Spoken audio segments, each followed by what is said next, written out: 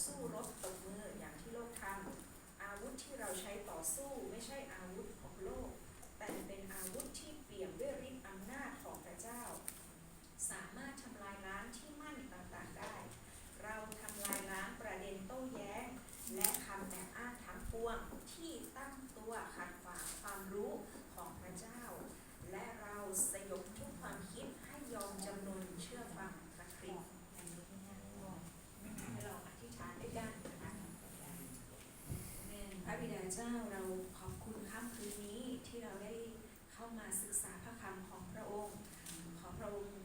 ช่วยเราที่เราจะเข้าใจถ้อยคำที่มาจากพระเจ้า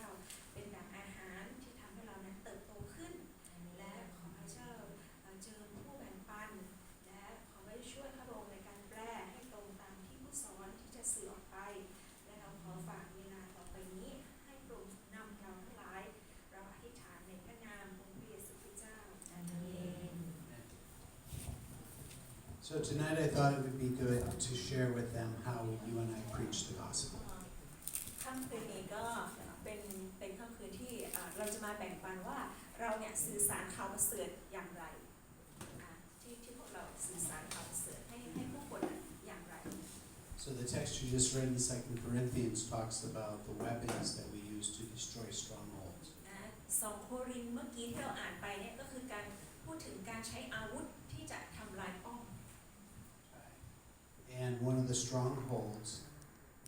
and this is going to sound strange, that the most dangerous stronghold that we're going to face is hope. นะและป้อมมันก็มีหลายอย่างนะหลายป้อมนะคะและหนึ่งในนั้นที่เป็นป้อมที่มันฟังแล้วอาจจะแปลกก็คือป้อมนี้เรียกว่าป้อมความหวัง When you talk to most people, เมื่อเราพูดกับคนจำนวนมากมาย they generally think of themselves as being a good person. คนส่วนใหญ่คิดว่าฉันเนี่ยก็เป็นคนดีฉันเป็นคนดี Right? When we talk to people, they'll say, "I'm Jetsit Kombi and Samsit Komari." ใช่ถ้าถามส่วนมากจะบอกว่าฉันดี 70% อีก 30% คือไม่ดี And those numbers vary a little bit, but it's like that. Everyone thinks that they're a good person because they don't want to think of themselves as being an evil person. ทุกคนอยากจะคิดว่าฉันดีนะไม่มีใครหรอกที่คิดว่าฉันเป็นคนไม่ดีนะไม่มีใคร And if you test them a little further and you say, if you were to die right now, Sasana Put, Sasana Hindu, Sasana Muslim, Catholic, it doesn't matter. ทีนี้พอเราจะถามคำถามทดสอบพวกเขาไม่ว่าเขาจะนับถือศาสนาอะไรก็ตามว่าอาจจะเป็นพุทธเป็นอิสลามเป็นคาทอลิกหรืออะไรก็ตาม Right? You ask them, if you die right now, do you believe you would go to heaven? เราถามเขาเนาะถามว่าถ้าคุณตายวันนี้คุณคิดว่าคุณจะได้ไปสวรรค์ไหมถ้าตายวันนี้ได้ไปสวรรค์ไหมถ้าเราถามเขา They're going to say, I hope so. เขาจะตอบว่าฉันหวังว่าจะได้ไปนะ That's the most dangerous stronghold. แสดงว่าอะไรความหวังเนี่ยมันเป็นป้อมที่อันตรายมากอันตรายที่สุด And Lucifer, Satan, he promotes hope. There's a difference between hope and certainty. นะซาตานเนี่ยพยายามสร้างความหวังให้กับมนุษย์ความหวังเนี่ยมันต่างจากความแน่ใจนะหวังกับแน่ใจแน่นอนมันต่างกันนะอันนี้หวังแต่อันนี้ชัวร์แน่ใจจริงๆต่างกัน Satan never promotes certainty. He promotes hope. ซาตานไม่ให้เรามั่นใจแต่พยายามผลักดันเราในเรื่องความหวังนะหวัง Right? He knows that every human being is given by God a certain number of years. He knows that God gives every human a certain number of years to live. That God a certain number of years. เราโดยปกติเนี่ยทุกคนรู้อยู่แล้วว่าซาตานรู้ว่าพระเจ้าเนี่ยให้มนุษย์ดำเนินชีวิตอยู่ในหลายๆปีใช่ไหมคะคือเราเกิดมาเราสามารถมีชีวิตอยู่ได้หลายๆปีไม่ใช่แค่1 ปีแล้วตายแต่ว่าดำเนินไปเรื่อยๆ10 ปี20 30 40 50 So if Satan can keep everyone in a place of hope, right? ทีนี้ช่วงระหว่างที่เรามีชีวิตอยู่ซาตานก็อยากให้เราอยู่ในความหวังต่อไปแค่หวังนะหวัง Right? right? So every year they're hoping they're going to heaven, hoping they're going to heaven, hoping ปี they're going ต่ to อปี heaven. เราก็หวังเนาะหวังว่าฉันจะได้ไปสวรรค์นะหวังว่าฉันจะได้ไปสวรรค์นะ After a certain amount of time, their clock runs out and they stand before God for judgment. แต่เมื่อเวลาสิ้นสุดลงหรือเมื่อคนคนนั้นตายลงเนี่ยคุณได้ไปพบกับพระเจ้าเขาต้องไปยืนอยู่ต่อหน้าพระเจ้า So in Pasa English, we say running out the clock. ภาษาอังกฤษมันเหมือนกับอะไรหมดเวลาเหรอคะหมดเวลาของชีวิตนะสิ้นสุดชีวิต And Satan keeps them in a place of hope. ก็คือซาตานขังเราไว้ให้กับอยู่กับแค่ความหวังนะแค่หวังว่าจะได้ไปสวรรค์หวังว่าจะได้ไปสวรรค์ And I notice it doesn't matter where you go. I preach in many places all over the world. ไม่ว่าผมจะเดินทางไปที่ไหนๆไม่ว่าประเทศใดก็ตามในโลกนี้ Right? America, Canada, Great Britain, Germany, อเมริกาแคนาดา Laos, Cambodia, อังกฤ Thailand. ษพม่าไทยลาวที่ไหนก็ตาม That Christians are doing a terrible job of destroying strongholds. In fact, they're not really doing it at all. คริสเตียนเนี่ยเราพลาดในการทำหน้าที่ของเราตรงนี้ในการทำลายป้อมลงหรือบางทีคริสเตียนไม่ได้ทำหน้าที่ตรงนี้เลยไม่ได้ทำลายป้อมตรงนี้ให้กับผู้คนเลย Right? And people trust when you think of bomb, when you think of castle, right? People go into them for safety. นะป้อมเราเคยเห็นใช่ไหมคะป้อมนี่ก็คือมันเหมือนกับที่ที่ปลอดภัยสมมติเวลามีสงครามเนาะคนก็จะเข้าไปหลบในป้อมเพราะว่ามันปลอดภัยศัตรูเข้าไม่ได้ Right? And they're always going to stay in there unless you give them a safer place to go. ทีเนี้ยคนก็จะอยู่ในป้อมเขาจะไม่ออกไปไหนจนกว่าเราจะมีที่ที่ดีกว่าเขาถึงจะยอมออกจากป้อมและไปอยู่ที่ที่ดีกว่านั้น That's the reason why people like money. Because money allows you to buy medicine, to buy food, to buy benzene, to buy car. ส่วนมากคนจะรักเงินเพราะอะไรเงินเนี่ยมันซื้อได้ทุกอย่างนะคะซื้อน้ำมันซื้อได้ทุกสิ่งทุกอย่างที่เราอยากได้ Right? And they know, they trust in money because money works. นะและผู้คนวางใจในเงินเพราะว่าเงินมันช่วยได้จริงๆนะเงินมันช่วยเราได้จริง So the challenge for us in Thailand, because we're going to be talking to people that are in Sasanapur, ๆสิ่งที่ท้าทายพวกเราที่เป็นคริสเตียนในประเทศไทยเนาะก็คือเราจะต้องไปคุยกับคนที่นับถือศาสนาพุทธ right? That they trust in Sasanapur to get them to heaven. คนพุทธก็เชื่อในสิ่งที่เป็นพุทธว่า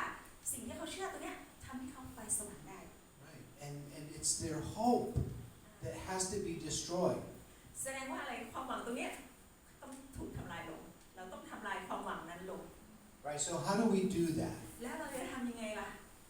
See, most Christians don't even try to destroy strongholds. Like Paul says, this is our job. คริสเตียนหลายคนไม่พยายามทำลายป้อมตรงนี้ทั้งที่เปาโลบอกว่าเราต้องทำงานตรงนี้ของเรา Right? Because he knows until the stronghold is gone, นะเปาโลรู้ว่าจนกว่าป้อมเนี่ยจะถูกย้ายออกไปหรือว่าทำลายออกไป in fact, in Pasa Greek, in this text, ในความจริงในภาษากรีกนะคะที่ใน2 โครินธ์บทที่ 10 the Apostle Paul says that we are supposed to remove the stronghold so much that it's like a man shaving. นะบอกว่าการย้ายป้อมออกไปเนี่ยเหมือนผู้ชายเวลาโกนหนวดโกนเขาของเขา It's like there's nothing there anymore. When you're done shaving, it's nice and smooth, gone. การงานของการโกนเนี่ยถ้าทำสำเร็จเนี่ยมันจะต้องแบบเรียบเลยนะคะสะอาดไม่มีหนวดไม่มีเคราเหลือเลยประมาณนั้น In Pasa Greek, it uses the word razor. ภาษาอังกฤษใช้คำว่าเลเซอร์นะมีดโกนนะคะมีดโกน Now, how many Christians do you know แล้วมีคริสเตียนจำนวนเท่าไหร่ที่รู้เรื่องนี้ that when they're done preaching the gospel, it's like someone took a giant razor across their hope, their religion, everything. มันเป็นภาพแบบนี้ค่ะเพราะว่าเมื่อคริสเตียนประกาศข่าวประเสริฐเนี่ยพอประกาศเสร็จเนี่ยมันเหมือนกับเอามีดโกนโกนให้มันการงานมันเรียบร้อยมันต้องเรียบร้อย Not many. แต่มันมีไม่มากที่ทำแบบนั้นได้ Right. So we have two jobs really when we preach the gospel. The first job ในการประกาศค ริสเตียนมี2หน้าที่นะหน้าที่แรกคือ is to destroy the hope, the stronghold, ทำลายความหวังของเขาออกไปทำลายป้อมของเขาออกไป so that they should have a fear that they're not going to heaven. แล้วคนฟังเราเขาเริ่มกลัวแล้วเฮ้ยฉันกลัวจังเลยฉันฟังจากเธอแล้วฉันรู้สึกว่าฉันจะไม่ได้ไปสวรรค์ Right? But we don't want to just leave them hopeless. แต่เราต้องไม่ทิ้งเขานะตอนนี้เขาเริ่มสิ้นหวังแล้วเราจะต้องไม่ทิ้งเขานะ But we want to give them a better hope. พอเราทำลายความหวังของเขาแล้วอันที่สองคือเราให้ความหวังที่ดีกว่ากับเขา Whether it's Sasana Pud, Sasana Catholic, Sasana Hindu, Sasana Muslim, ใช่ Sasana และต้องดีกว่าทุกๆศาสนาในโลกนี้เป็นความหวังที่ดีกว่าทุกๆศาสนาในโลกนี้ right? You want to bring them from I hope I'm going to heaven to I know I'm going to heaven. นะจากตรงที่เขาแค่หวังว่าจะได้ไปสวรรค์พาเขาไปจุดที่เขาแน่ใจจริงๆว่าเขาจะได้ไป So this is how I preach the gospel. This is how I destroy hope. นี่คือสิ่งที่ผมใช้ในการประกาศข่าวประเสริฐและก็เป็นสิ่งที่ผมใช้ในการทำลายความหวังของผู้คนลง Right? The hope comes through the fact again. The hope comes through the fact that they believe that they're a good person. And that is measured, the way you measure that. นะคะการที่คนบอกว่าฉันเป็นคนดีกี่เปอร์เซ็นต์เนี่ยมันเป็นการวัดเนาะมันใช้การวัด That in the mind of a sinner, in the mind of a เพ human, ราะฉะนั้นในความคิดของมนุษย์ที่เป็นคนบาป is that they do more good works than bad works. ก็คือพยายามที่จะทำดีมากกว่าทำชั่ว So in their mind, during the day, they are doing tamdi, jet 10% of the time, and thinking bad thoughts, doing bad things about some 10% เขา of ก็ the คิด time. ว่าจริงๆฉันก็ดีนะฉันทำดี 70% ละอีก 30% อาจจะคิดไม่ดีหรือทำไม่ดีบ้างแค่นั้น Okay. And so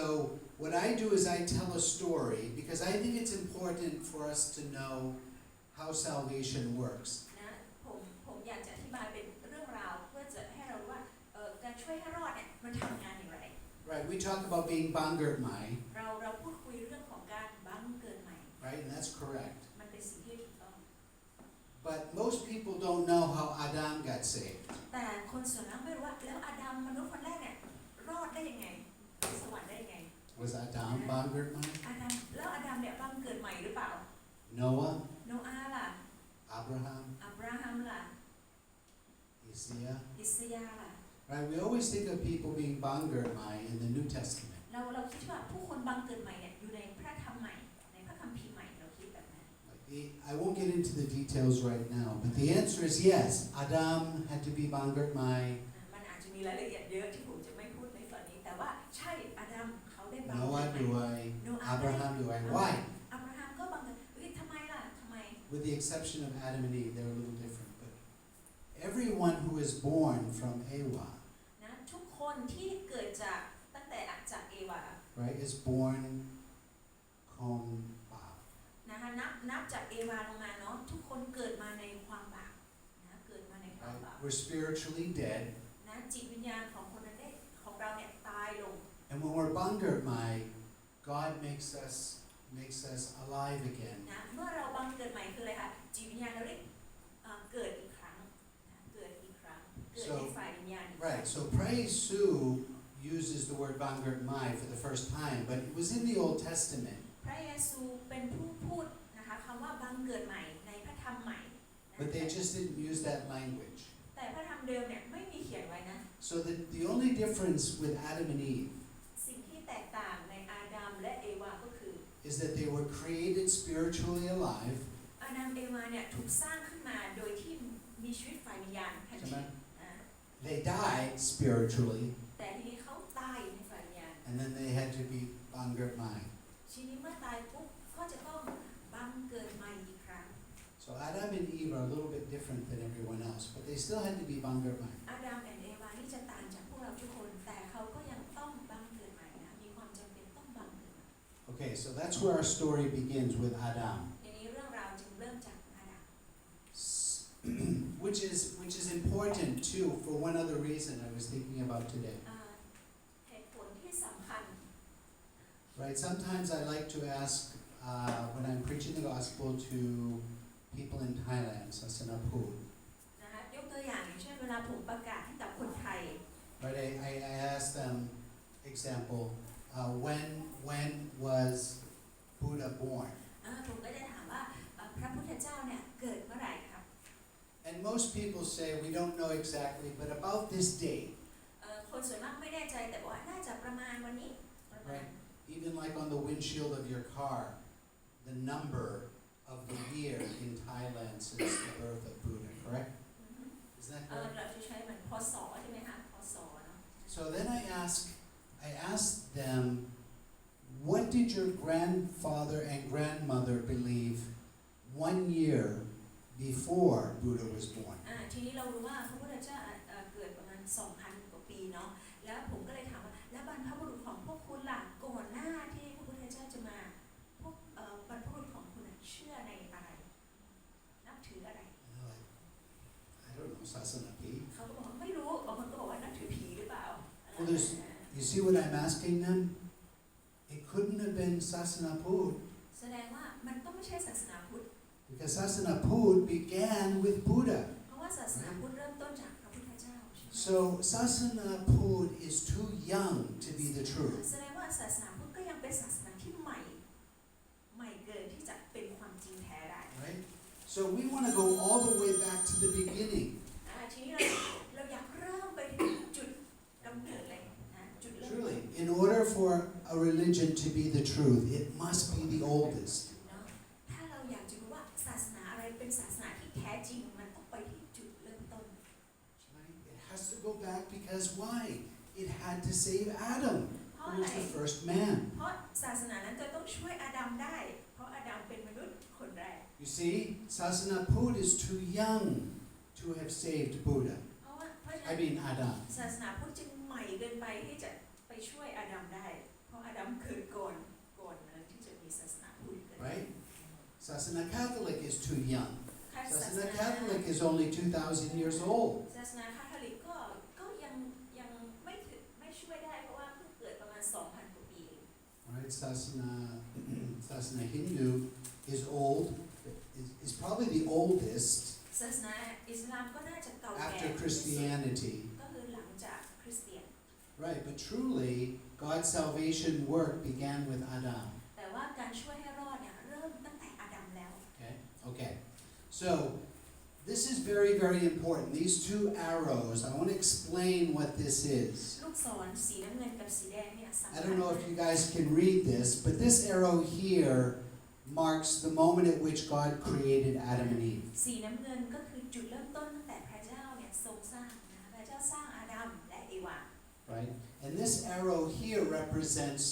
the moment that Adam sinned when he ate the fruit. ลูกศรสีแดงก็คือช่วงเวลาที่อาดัมล้มลงในบาปนะกินผลไม้ที่พระเจ้าห้าม Very few pastors, very few churches teach about this period.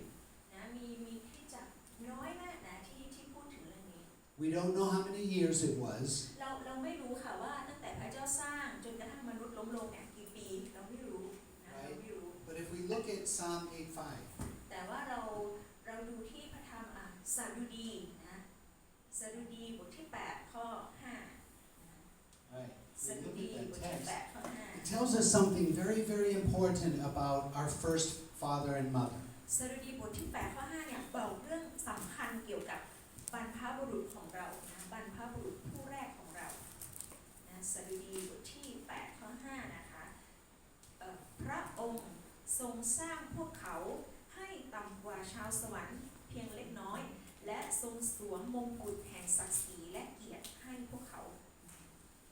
That is very important สำคัญมาก because it tells us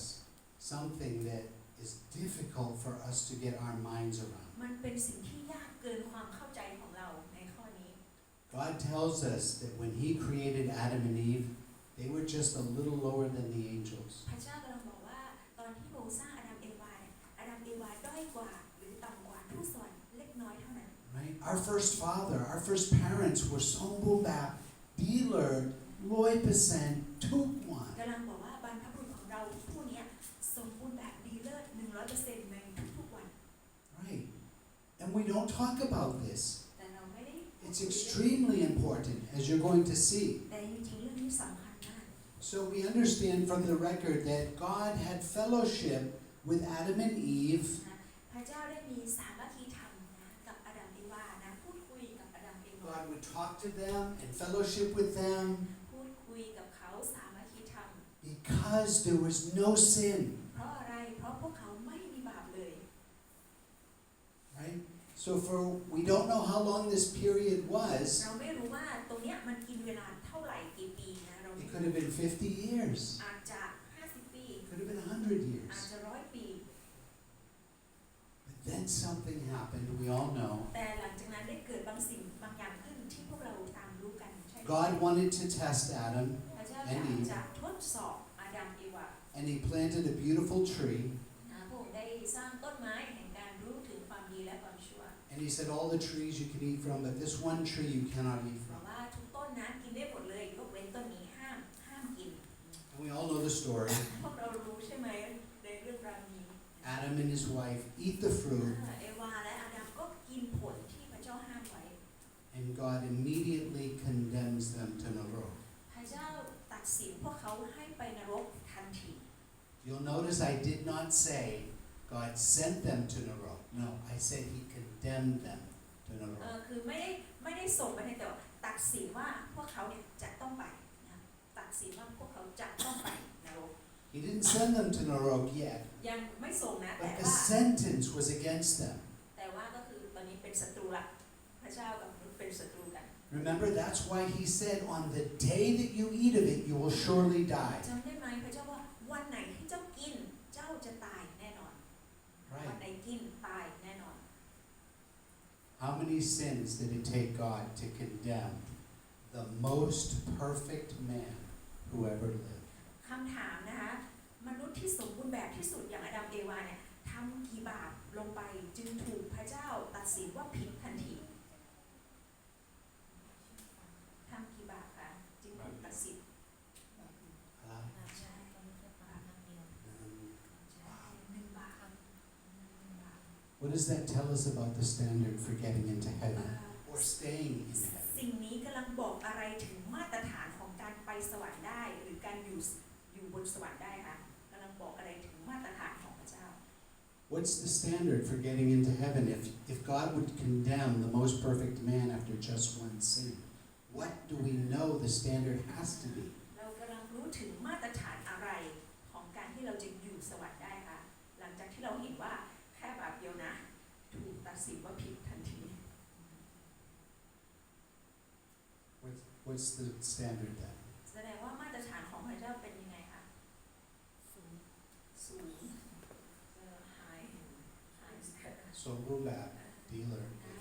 คือต้อง 100% เท่านั้นผิดไม่ได้เลย right? I have more evidence, ผมยังมีหลักฐานยิ่งกว่านั้น right? The Bible tells us in Ezekiel that Lucifer, พระคัมภีร์ยังได้อธิบายในเอเซเคียลพูดถึงลูซิเฟอร์ right, was the most perfect angel that God ever created. บอกว่าลูซิเฟอร์เนี่ยเป็นทูตสวรรค์ที่งดงามที่สุดที่พระเจ้าทรงสร้าง In fact, God said you are the emblem of perfection. แบบเหมือนกับอะไรไม่มีทิฏฐิเลยนะไม่มีทิฏฐิเลย How many sins did Lucifer have to commit after just? แล้วคำถามต่อมาก็คือว่าลูซิเฟอร์ทำบาปกี่บาปจึงถูกพระเจ้าตัดสินว่ามีความผิดทันที ใช่บาปใช่ This is when I ask people, when I'm preaching, นี่คือ how many sins have you committed so far in ที your นี้ผม life? ก็จะถามคนที่ผมประกาศว่าแล้วคุณล่ะคุณทำบาปกี่บาปแล้วในชีวิตของคุณ How can you have hope? ทีนี้เมื่อเขาเจอคำถามนี้เขาจะมีความหวังได้อย่างไร If God condemned the most perfect man and the most perfect angel after just one sin, เพราะตอนนี้เขาได้รู้ที่ว่าแม้มนุษย์สมบูรณ์แบบอย่างอาดัมเอวาแม้ทูตสวรรค์ที่สมบูรณ์แบบอย่างลูซิเฟอร์ทำบาปแค่บาปเดียวถูกตัดสินว่าผิดทันที how can you have hope? แล้วเราจะมีหวังต่อไปได้อย่างไร In a gospel, when we preach the gospel, if we preach perfection, hope cannot exist. นะเพราะฉะนั้นเมื่อเราพูดถึงในเรื่องนี้ความหวังก็ไม่สามารถอยู่ต่อไปได้อีก Right? If we just tell the story of Adam, Nungbab, Lucifer, Nungbab, ก็คืออธิบายว่า and how many sins do you have on your account? อาดัมก็แค่บาปเดียวนะลูซิเฟอร์ก็แค่บาปเดียวนะ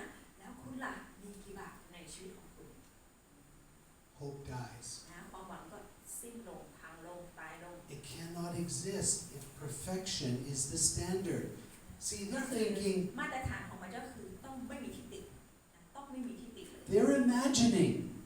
that because God does not judge me right away, it seems like He's okay with being kondi. บางคนรู้สึกแบบนี้ค่ะว่าเฮ้ยมันยังไม่เกิดชีวิตฉันมันก็ดูปกติเพราะการพิพากษามันไม่ได้เกิดขึ้นทันทีเพราะฉะนั้นคนก็เลยบอกพระเจ้าโอเคกับฉันพระเจ้าไม่ซีเรียสนะพระเจ้าไม่อะไรหรอก Right. So as long as I'm kondi, I'm okay. เมื่อฉันพยายามทำดีเป็นคนดีก็โอเคละก็ดีละ See, that's why this story is so important, เพราะฉะนั้นเรื่องราวนี้สำคัญมาก right? Now God loved Lucifer. Lucifer was God's son. ๆนะอย่าลืมนะก่อนหน้านั้นลูซิเฟอร์เป็นทูตสวรรค์ที่พระเจ้ารักนะเป็นลูกนะเป็นทูตสวรรค์เป็นลูกของพระเจ้าที่พระเจ้า Right? รัก We know that the angels are much older than Adam.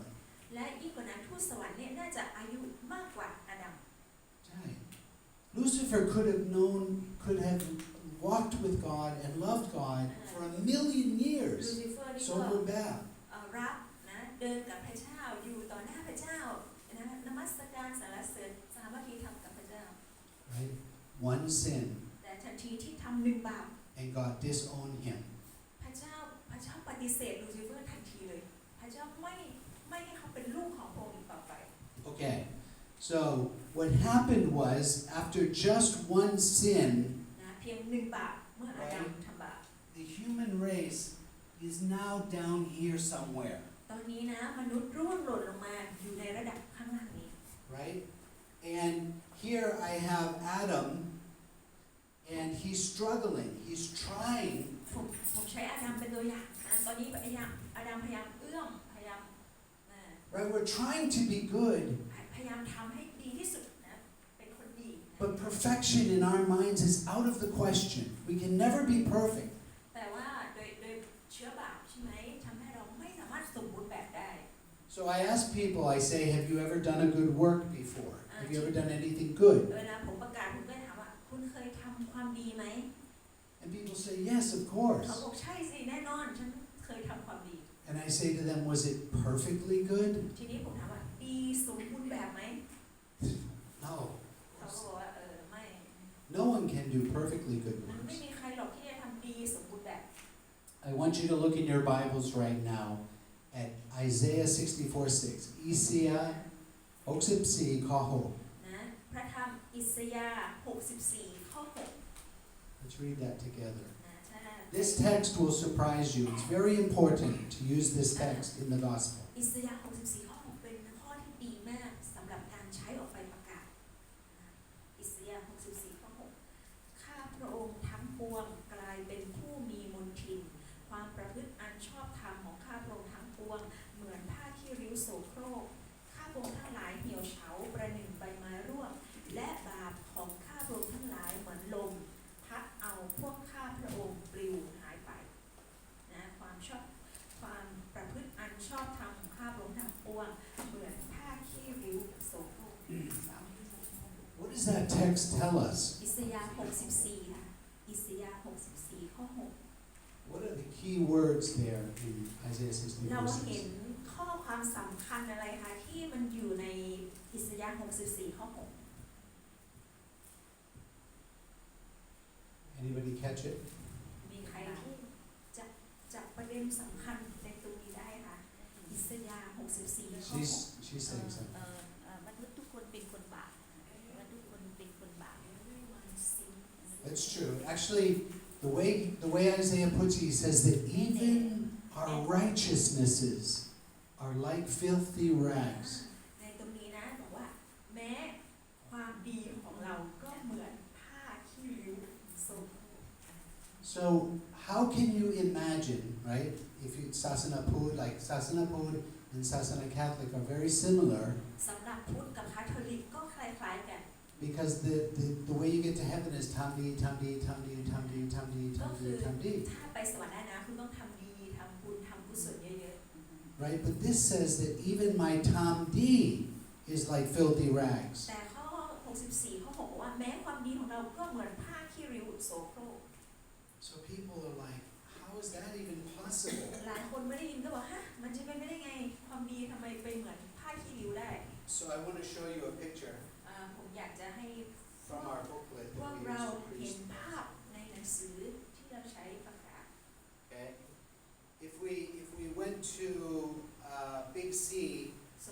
ไปบิ๊กซี right? And we bought a brand new shirt. เราซื้อเสื้อตัวใหม่นะเสื้อตัวใหม่เลย It's still in the package. No one's ever worn it. อยู่ในถุงเลยยังไม่มีใครใส่นะใหม่ Right? And you ask the average person, is this shirt clean? เราก็เอาไปถามว่าเสื้อตัวนี้สะอาดไหม They're going to say yes, that shirt's clean. เขาบอกใช่สะอาดสิ But imagine if I took this brand new shirt and I put the fabric under Glongjulatog. แต่ถ้าเราเอาเสื้อเนี้ยไปส่องใต้กล้องจุลทรรศน์ Right? At first, everything looks clean. เอาพอส่องดูปุ๊บ But as we increase the magnification, what do we begin to see? ปรับความคมชัดของกล้องเราจะเห็นอะไรในเนื้อผ้า What do we begin to see? เราจะเริ่มเห็นอะไรในเนื้อผ้านั้น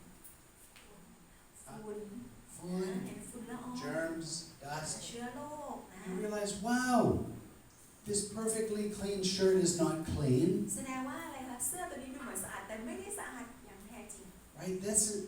What do you think is going to happen when God looks at your good works? กำลังบอกว่าพระเจ้าจะเห็นอะไรในความดีต่างๆที่เราทำ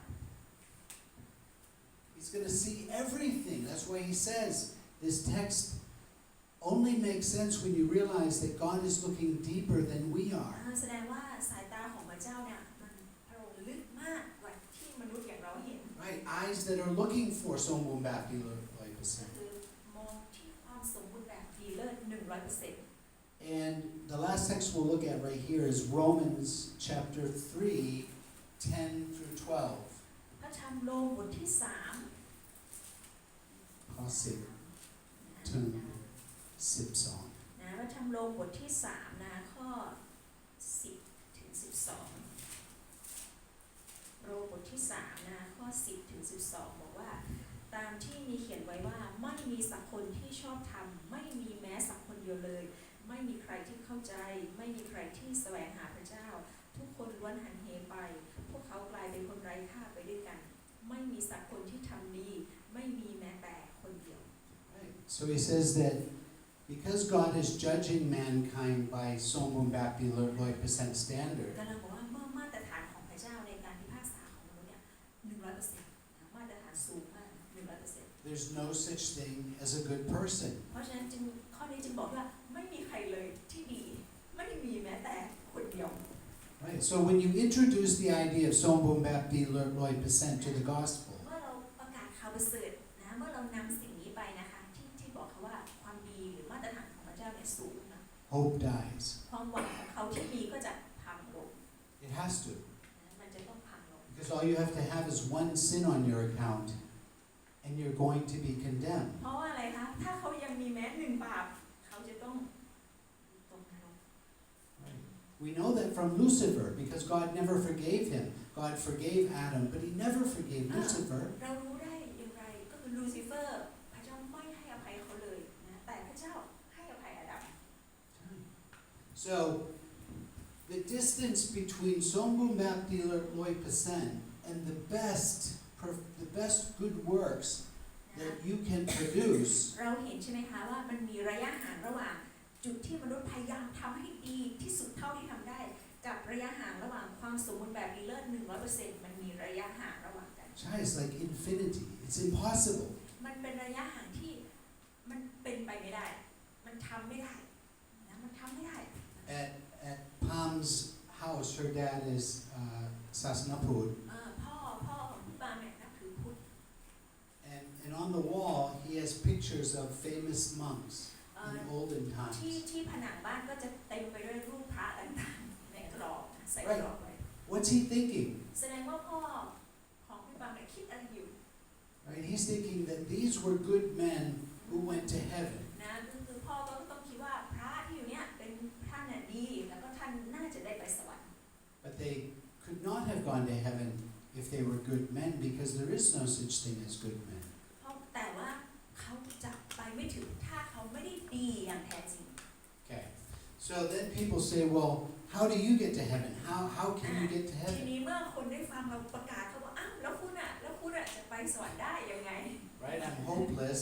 I can't believe that I'm going to heaven ตอน now. นี้ฉันหมดหวังละฉันไม่รู้ละฉันไม่ได้ไปสวรรค์ละ Right? So everyone knows they have a sin account. They know that there are sins on their ทุก account. คนรู้นะทุกคนรู้ว่ามีบาปบางสิ่งบางอย่างในชีวิตของตน Right? right? It's like a backpack, and they know that they have to answer to God. เหมือนเราแบกเป้ของบาปอยู่แล้วเราต้องไปกล่าวรายงานกับพระเจ้า So let's just say, for example, I'll use Adam as an example. Let's say the number of sins on Adam's account ผมใช้อาดัมเป็นตัวอย่างใน was ในจำนวนบาปนะผมสมมติที่ว่าอาดัมเนี่ยมีบาปอยู่ 7,653,423 บาป right? So I'll use this one for now. We see that now Adam is a sinner. He has a very large sin account because he lived to be very old. อาดัมมีบาปจำนวนที่เยอะเพราะว่าอาดัมดำเนินชีวิตอยู่ยืนยาวมากนะหลายปีมาก Right? He has fear, อาดัมเมื่อมีบาปก็มีความกลัว like we do when you realize that you have sin, เหมือนเรานะเรามีความกลัวเพราะเรามีบาปในชีวิตของเรา right? And you're angry, and you realize that God could be very angry with you, แล้วเราตระหนักว่าพระเจ้าน่าจะพิโรธเราอยู่นะ right? And so we're underneath the wrath of God. So how do we get our sins off our account if we can't do it through good works? แล้วเราจะเอาบาปออกไปจากชีวิตเราได้ไงอ่ะเพราะว่าการทำดีของเราเนี่ยมันไม่สามารถย้ายบาปออกจากชีวิตเราได้ Right? And that's where I tell people that the only way that God can forgive your sins is by punishing someone else for your sins. ผมก็บอกคนที่ถูกประกาศว่าพระเจ้าสามารถทำได้โดยการเอาบาปของคุณไปให้คนอื่นนะแล้วลงโทษคนอื่นแทน People are like, what? คนจะบอกว่าฮะอะไร ไม่ นะ เอา ไม่เอา ไม่ยุติธรรม ไม่ยุติธรรม Right? I committed the sins. เพราะฉันน่ะเป็นคนทำบาป No one else should be punished for my ท sins. ำไมต้องไปลงโทษคนอื่นนะทำไมคนอื่นต้องมารับแทนนะ But I say to them, wait, before you reject my plan, let me explain. ทีนี้ผมบอกว่าก่อนที่คุณจะปฏิเสธแผนเนี้ยให้ผมอธิบายก่อน Right? I said, what if though, if God could do it, สมมุตินะสมมุติถ้าพระเจ้าทำได้ even though it's my yutitam, แม้มันไม่ยุติธรรม if God could do it, if God could take these sins and move them over here, แต่พระเจ้าสามารถทำได้สมมุตินะย้ายบาป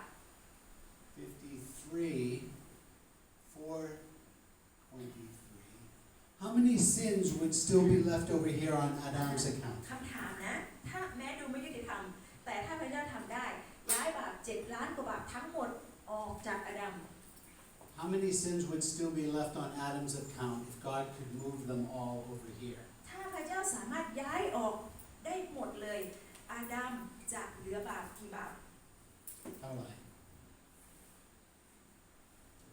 Soon. ใช่ Soon, Bob. ศูนย์ Right? Why? Because God moved them over here to someone else's account. ทำไมศูนย์ล่ะก็พระเจ้าย้ายไงพระเจ้าย้ายทั้งหมดออกไป So what happens? What happens then to Adam? เกิดอะไร He has ขึ้น soon Bob. เกิดอะไรขึ้นกับอาดัมเมื่อเขาไม่มีบาปแล้ว เมื่อเขาเหลือบาปเป็นศูนย์แล้ว What do we call a person who has soon Bob? เราเรียกคนที่ศูนย์บาปว่าเป็นคนอะไร สมบูรณ์ดี Right? And when you're so moved back, alert 100%, where are you going when you die? ทีนี้เมื่อเราสมบูรณ์แบบดีเลิศแล้ว เราจะได้ไปที่ไหนเมื่อเราเสียชีวิตลง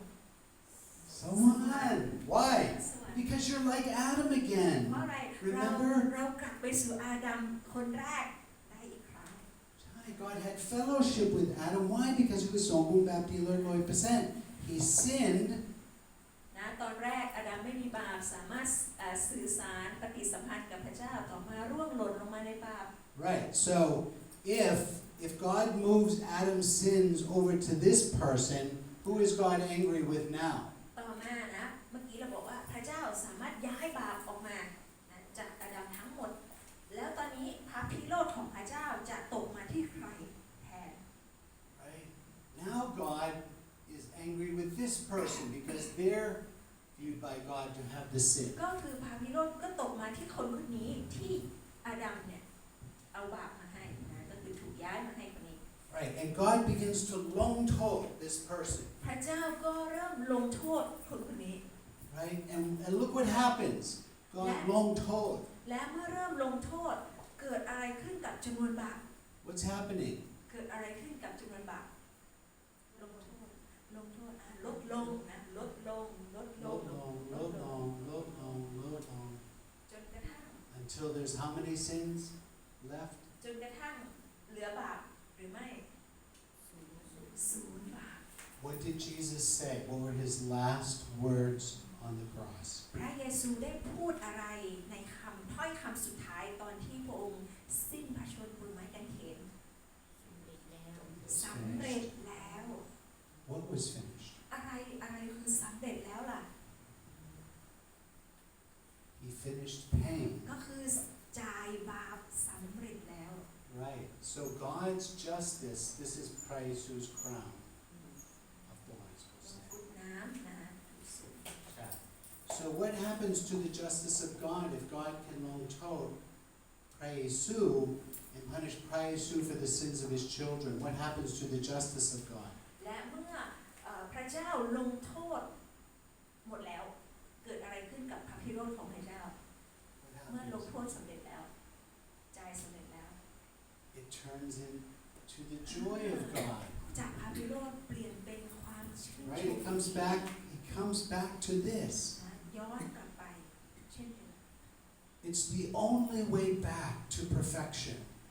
God cannot love us สิ่งนี้เป็นทางเดียวเท่านั้นที่จะทำให้เรากลับสู่ความสมบูรณ์แบบได้ unless we're Sombum Bapti Lord 100%. And the only way to become Sombum Bapti Lord 100%พระเจ้าจะรักเราก็ได้ก็ต่อเมื่อเราสมบูรณ์แบบดีเลย right, is by Prayesu making us Sombum Bapti Lord 100%. พระเยซูเท่านั้นค่ะที่จะเป็นผู้ทำให้เราสมบูรณ์แบบดีเลย Right? So we commit sin every day, และเราเนาะทำบาปทุกวัน right? But Prayesu paid for all of the sins of our entire life before we were even born. แต่พระเยซูจ่ายทั้งหมดแล้วแม้ก่อนเราจะเกิดมาในโลกนี้เสียอีก Right. That's why Christians don't feel like they're going to hell after they commit a sin. นะเพราะฉะนั้นจึงเป็นเหตุผลที่ว่าเมื่อเรามาเป็นคริสเตียนแล้วเนี่ยเมื่อเรายังล้มลงอยู่อ่อนแออยู่แต่เรามันไม่มีความรู้สึกว่าเฮ้ยฉันตกนรกมันจะไม่มีความรู้สึกแบบนั้น Because Prayesu paid for that sin. เพราะพระเยซูจ่ายแล้ว And this and this and this and this and this and this and this. And that's what protects us และ in this life. ปกป้องเรานะปกป้องชีวิตตลอดชีวิตของเรา Right. So when Prajal Pravida looks at us, he does not see our sin. He sees the righteousness of Prayesu. เมื่อพระบิดามองมาที่ชีวิตของคริสเตียนพระองค์ไม่ได้เห็นบาปของเราแต่เห็นความชอบธรรมของพระเยซูที่ปกคุมเรา Right. When did God look at our sin? When it was on Prayesu on the cross. ก็คือเห็นแล้วก็คือที่กางเขนก็คือพระเยซูจ่ายแล้ว Right. So this is how I preach the gospel. I preach the gospel from the standpoint of Sombum Bapti Lord 100%. นี่คือสิ่งที่ผมใช้ในการประกาศก็คือเริ่มจากความสมบูรณ์แบบดีเลิศที่เป็นมาตรฐานของพระ Right. เจ้า It's the only way to destroy มันเป็นทางเดียว hope ที่จะ in ทำลาย Tamdi system. ในเรื่องของความทำดี Right? Because this standard is just too high for anyone. เพราะมาตรฐานนี้มันสูงมากนะสำหรับทุกๆคน Right? Whether it's a monk or the Pope. ไม่ว่าคุณจะเป็นพระไม่ว่าคุณจะเป็นบาทหลวง And for Roman Catholics, it's